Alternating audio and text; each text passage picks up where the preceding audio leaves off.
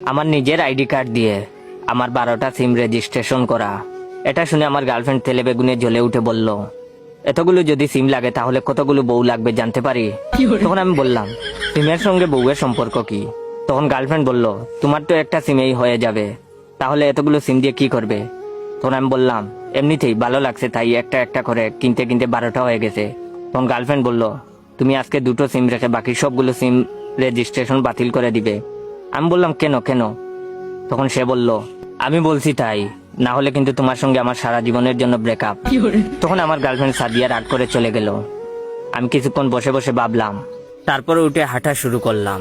Mobile বের করে সাদিয়ার নাম্বারে কল দিলাম, কিন্তু সে রিসিভ করে নাই। সন্ধ্যাবেলা হঠাৎ ওভারব্রিজের নিচে দেখলাম একটা লোক টেলিটক সিম বিক্রি করতেছে। কাছে গিয়ে জিজ্ঞেস করে জানলাম, 100 টাকা রিচার্জ করলেই 100 টাকা তো থাকবেই, বরং 100 মিনিট ও 17 জিবি ইন্টারনেট পাওয়া যাবে। চিন্তা করলাম, এমনিতেই তো অনেক টাকা রিচার্জ করা লাগে, তাহলে একটা নতুন সিম কিনেই ফেলি। সঙ্গে সঙ্গে পকেট থেকে ন্যাশনাল আইডি কার্ড বের করে সিম কিনে ফেললাম। মোবাইল সিম সেট করে সাদিয়ার কাছে কল দিলাম। সাদিয়া অপরিচিত নাম্বার, তাই রিসিভ করে সালাম দিল। তখন আমি বললাম, কি করে ময়না পাখিটা? তখন সে বলল, এটা কার নাম্বার? আমি বললাম, আরে শুনো, একটা মজার কাহিনী। একটু আগে সিমের অফার দেখে লুপ সামলাতে পারলাম না। তখন সে একটু রেগে গিয়ে বলল, তোর